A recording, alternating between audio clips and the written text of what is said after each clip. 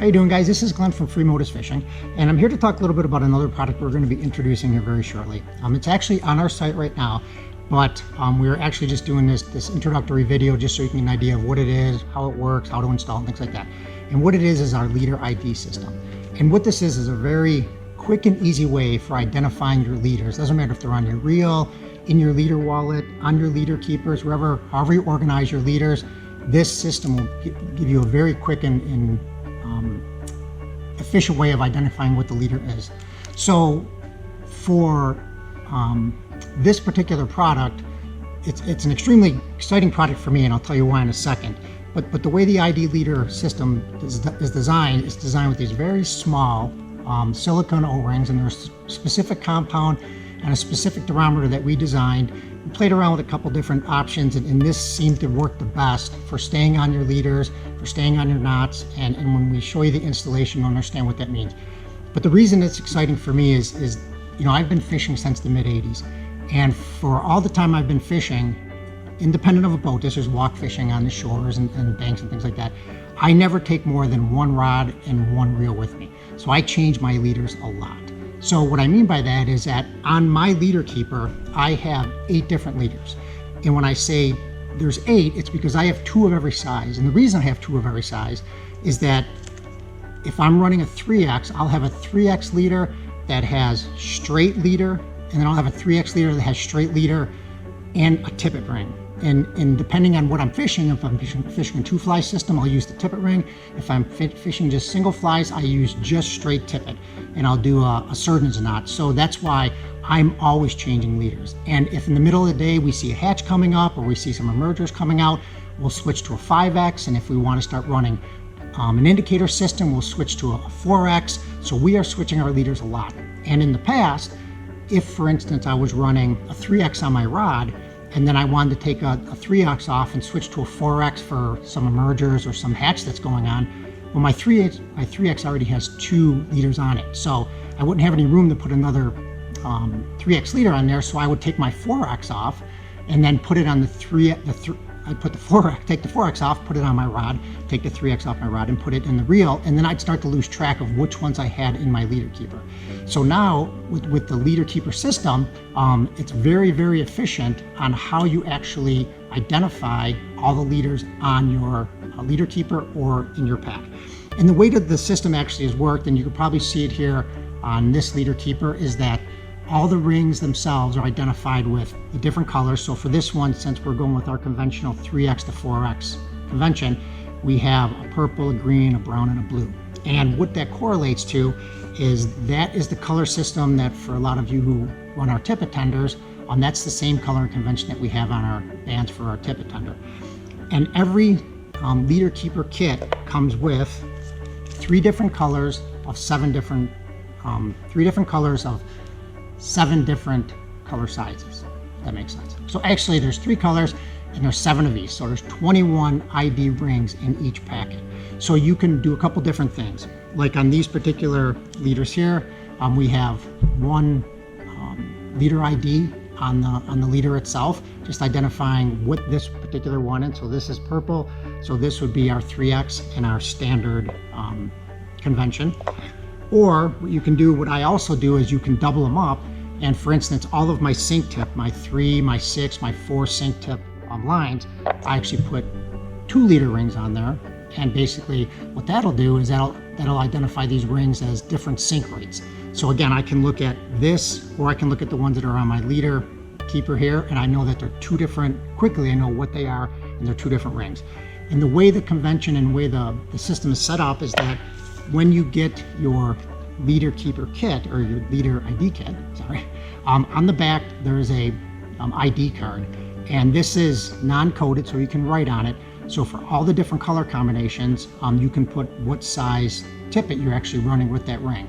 And then we have 3 options where you can double up on the rings, kind of like I did here with the leader keeper, or the sink tip leader, where I doubled up for my sink and doubled up for my 3 sink rate sink tip leaders. That's a tough one to say.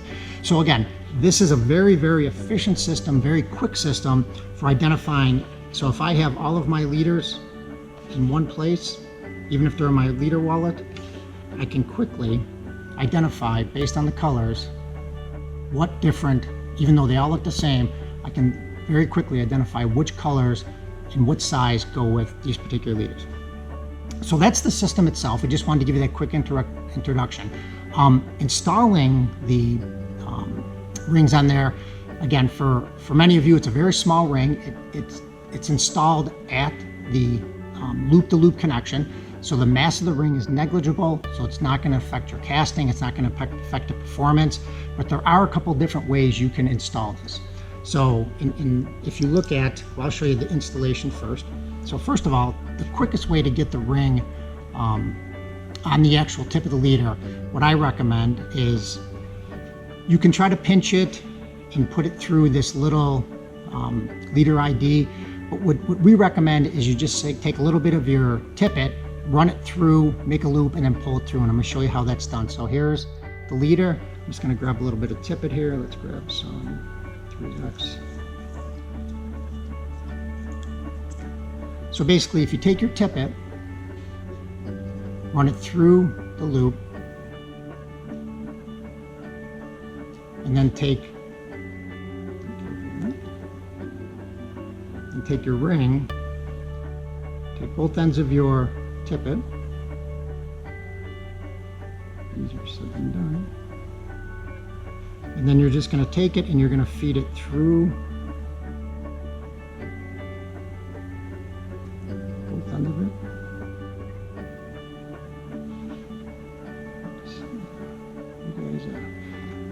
Okay, so now I have both ends through the tippet. I'm going to bring it down to my leader. So basically I have both of my tippet ends through the actual leader ID ring, and I'm just going to pull it all the way down, and I'm just going to pinch the leader a little bit and pull that through, and then that'll slide it right over top of the loop. Okay, so that's how you install it. That's the quickest way to install the ID ring onto the actual loop of the leader. Now, like I mentioned, and as the packet shows, there's two different ways you can put and keep the leader ID ring on your loop. One is that if you have larger loops that have big knots towards the loop themselves, you can just leave the leader ID ring right on the actual body of the actual leader. If you have smaller lines, or you have real small knots, or you make your own leaders and you tie real small knots, you can actually put it at the loop-to-loop connection. There's a little saddle created when you create that knot, and that'll sit very nicely into that little cradle there. And I have a couple of them here to show you. So as you can see, even on my reel, I can tell right away what the last leader was I was using when I was fishing. So this particular one here, it's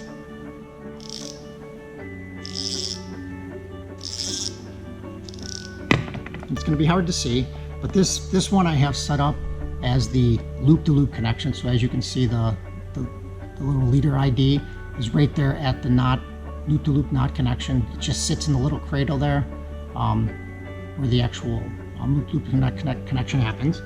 And then the other reel, my other reel here, on this one, again, they both work, perfectly fine. And we'll do a little casting demo here where we'll actually whip this thing around and you'll see how well it stays. This one actually just sits right on the leader itself and just slides between the loop and the knot. And like I said, if you have a big enough knot, again, this leader ID ring will stay right where it's at. So one of the things about the label itself is that this is, this goes, so the same philosophy we have for use and reuse. So any of the systems, any of the leader rings that or ID rings that you're using, if you start to burn out your leader, or you want to switch the leader, these are all reusable. So you just pull it off the ring, and then you have your little leader ID ring ready for use on another leader. So you don't have to dispose of it. You don't have to throw away a lot of rings. They actually, like I said, they're made from a very special compound of silicone. So they're environmentally resistant, they're fade resistant, they're very durable, so it'll last a long time. So that is the newest product that we're releasing right now. And like I said, it is the leader ID. It's a must for anybody that, like myself, that's trying to identify leaders very quickly, or just, trying to understand, what different leaders you left on your reel after you were fishing. So again, that is our leader ID system that's currently on the web, and that is Fishing Simplified. Stay tuned for the next video where we're just going to show some quick casting just so you can see how well the ring stays on for very aggressive casting and it doesn't move around. So again, this is Glenn from Free Modus Fishing. Hope to see you on the river. How you doing? Again, this is Glenn from Free Modus Fishing. Just wanted to do a quick video on the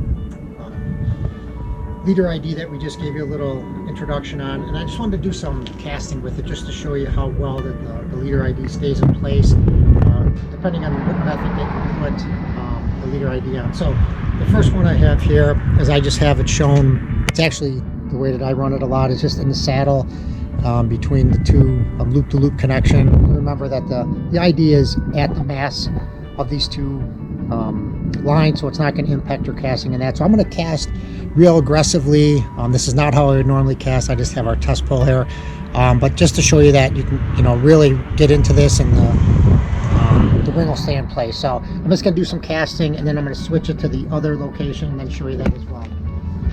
So we're at our facility here in Utah. So right now,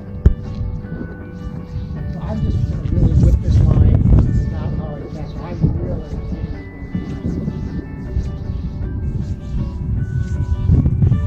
I would have already snapped off. So I bring the leader back. You can see that after all that whipping, it's still in place. So that's how I run it on my line. The way Janine runs it on hers is typically down by the knot like this. So I'm going to do the same kind of casting, and again you'll see that even this is like a 6x tippet right now, or a 5x tippet actually.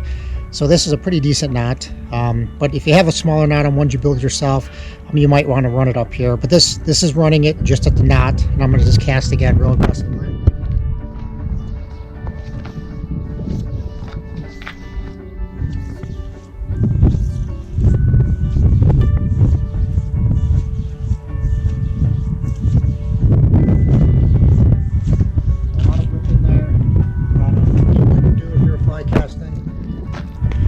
You'll see that the leader ID is still on the knot.